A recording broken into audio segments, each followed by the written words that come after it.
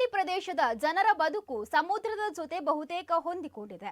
ಮಳೆಗಾಲದಲ್ಲಿ ಅವಧಿಯ ಸಮುದ್ರ ಅಲೆಗಳು ಭಾರಿ ಆಗಿರುವುದರಿಂದ ಹಾಗೂ ಸರ್ಕಾರದ ಮೀನುಗಾರಿಕೆ ನಿಷೇಧವೂ ಇರುವುದರಿಂದ ಈ ಅವಧಿಯಲ್ಲಿ ಮೀನುಗಾರಿಕೆ ಚಟುವಟಿಕೆಗಳು ಬಹುತೇಕ ನಿಲ್ಲುತ್ತದೆ. ಆದರೆ ಮಳೆಗಾಲ ಮುಗಿದು ಸಮುದ್ರ ಮತ್ತೆ ಶಾಂತವಾಗುತ್ತಿದ್ದಂತೆ ಕರಾವಳಿಯ ಮೀನುಗಾರರಲ್ಲಿ ಹೊಸ ಚೈತನ್ಯ ಮೂಡುತ್ತದೆ. ತಮ್ಮ ಜೀವನೋಪಾಯವನ್ನ ಪುನರಾರಂಭಿಸಲು ಅವರು ವಿವಿಧ ರೀತಿಯ ಸಿದ್ಧತಾ ಕಾರ್ಯಗಳಲ್ಲಿ ತೊಡಗಿಕೊಳ್ಳುತ್ತಾರೆ.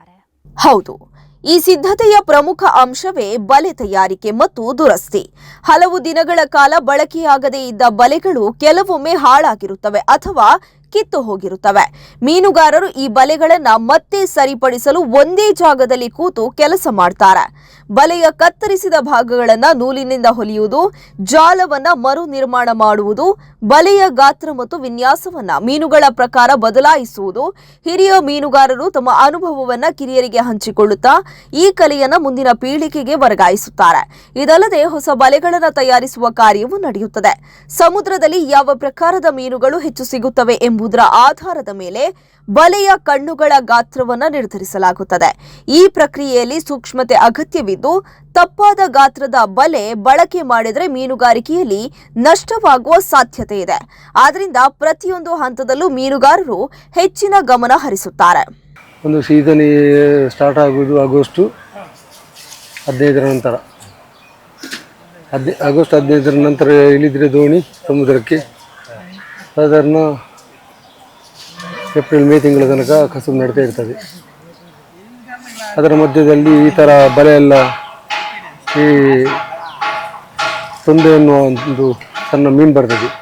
ಆ ಥರ ಮೀನು ಬಂದರೆ ಬಲೆಯನ್ನೆಲ್ಲ ಕಟ್ ಮಾಡಿ ಹಾಕಿ ನಂತರ ಪುನಃ ಒಂದು 8-10 ಲಕ್ಷವರೆಗೆ ಖರ್ಚು ಮಾಡಿಕೊಂಡು ಇದೇ ಥರ ಬಲೆ ಮಾಡಬೇಕಾಗ್ತದೆ. ನಮ್ಮ ದೋಣಿಗೆ ಹಾಕುವ ಬಲೆಯಲ್ಲಿ ಆದರೆ 2 ವೆರೈಟಿ ಇರುವುದು. ಒಂದು ಅಲ್ಲಿ ಬಲೆ ಅಂತೇಳಿ ಮತ್ತೊಂದು ತಿಕ್ಕಣ ಬಲೆ ಅಂತೇಳಿ. ತಿಕ್ಕಣ ಅಂದರೆ ಈ ಬಲೆ, ಮತ್ತು ಅಲ್ಲಿ ಬಲೆ ಅಂದರೆ ಇದಕ್ಕಿಂತ ಸ್ವಲ್ಪ ಅದು ದೊಡ್ಡ ಮೀನಿಗೆಲ್ಲ, ಅದು ಬಂಗಡೆಗೆ, ದೊಡ್ಡ ಬೂತಾಯಿ, ಬೈಗೆ, ಇದು ಸಣ್ಣ ಬೈಗೆಗೆ ಆ ಥರ ಎಲ್ಲ ಇದರಲ್ಲಿ ದುಡ್ತೇವೆ ನಾವು. ಸಿಲ್ವರ್ ಫಿಶ್ ಎಲ್ಲ. ಇದೆಷ್ಟು ದೊಡ್ಡ ಬಲೆ? ಇದು ಸಾಧಾರಣ ಮಾರು ಲೆಕ್ಕದಲ್ಲಿ ಆದರೆ ಒಂದು 450 ಮಾರು. ಎಷ್ಟು ಮೀನು ಹಿಡಿಬೋದು? ಮೀನು ಹೇಳಲಿಕ್ಕೆ ಆಗುವುದಿಲ್ಲ. ಒಂದೊಂದು ಸಾರಿ 1 ಟನ್ ಕೂಡ ಸಿಗ್ತದೆ, 20 ಟನ್ ಕೂಡ ಸಿಗ್ತದೆ. ಆ ರೀತಿ ಬಲೆಗಳ ಜೊತೆಗೆ ದೋಣಿಗಳ ದುರಸ್ತಿ ಮತ್ತು ನಿರ್ವಹಣೆಯು ಬಹು ಮುಖ್ಯವಾಗಿದೆ.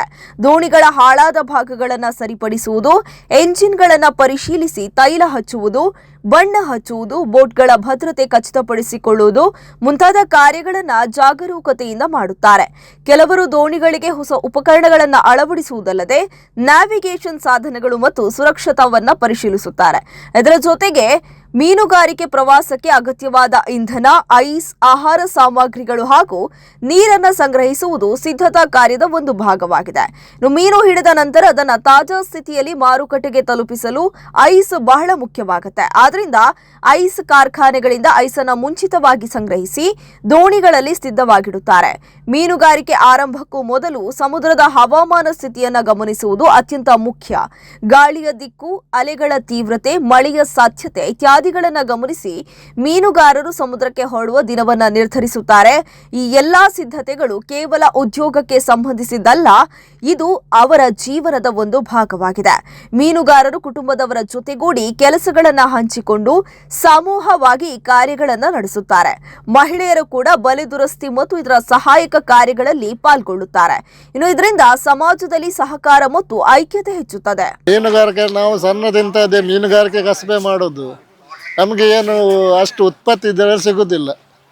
ಮತ್ತು ಈಗ ನಮಗೆಲ್ಲ ದೋಣಿ ಎಲ್ಲ ಇಲ್ಲ. ನಮ್ಗೆ ಈಗ ಬಲೆ ಕೆಲಸ ಮಾಡ್ತಾ ಇದ್ದೇವೆ.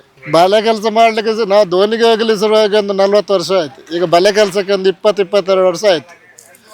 ಆದರೆ ನಮಗೆ ಅವ ಸರಕಾರ ಏನು 10 ಪೈಸೆ ಕೊಡುವುದಿಲ್ಲ. ದೋಣಿಯಲ್ಲಿ ಇಲ್ಲದಿದ್ದರೆ ನಮ್ಮ ಮಕ್ಕಳ ಮರಿ ಉಪವಾಸವೇ ಆಯಿತು. ದೋಣಿಯವರಿಗೆ ಯಾವ ಬಗ್ಗೆ ಸಹ ಗೌರ್ಮೆಂಟ್ ಏನು ಕೊಡೋದಿಲ್ಲ. ಬೋಟಿನವರಿಗಾದರೂ ಕೊಡ್ಬೋದು, ನಮಗೆ ದೋಣಿಯವರಿಗೆ ಕೊಡೋದಿಲ್ಲ. ಹೌದು, ನಾವೀಗ 60 ವರ್ಷ ಆಯಿತು. ಆದರೆ ಇಷ್ಟು ಕಷ್ಟಪಟ್ಟು ದುಡಿತೇವೆ. ಯಾಕೆಂದರೆ ನಮಗೆ ಜೀವನ ಹೋಗಬೇಕಲ್ಲ. ಒಟ್ಟಾರೆಯಾಗಿ ಈ ರೀತಿಯಾಗಿ ಕರಾವಳಿಯ ಮೀನುಗಾರರು ತಮ್ಮ ಪರಿಶ್ರಮ, ಅನುಭವ ಮತ್ತು ಸಮೂಹ ಸಹಕಾರದ ಮೂಲಕ ಮೀನುಗಾರಿಕೆ ಸಿದ್ಧತೆಯನ್ನ ನಡೆಸುತ್ತಾರೆ. ಸಮುದ್ರದ ಮೇಲೆ ಅವಲಂಬಿತವಾಗಿರುವ ಈ ಜೀವನ ಶೈಲಿ ಕಷ್ಟಕರವಾದರೂ ಅದರಲ್ಲಿ ಸಂತೋಷ ಮತ್ತು ಆತ್ಮತೃಪ್ತಿಯೂ ಇದೆ. ಅವರ ಪರಿಶ್ರಮದಿಂದಲೇ ನಮ್ಮ ಆಹಾರ ತಟ್ಟೆಗೆ ತಾಜಾ ಮೀನು ತಲುಪುತ್ತದೆ ಎಂಬುದು ಮರೆಯಲಾಗದ ಸಂಗತಿ.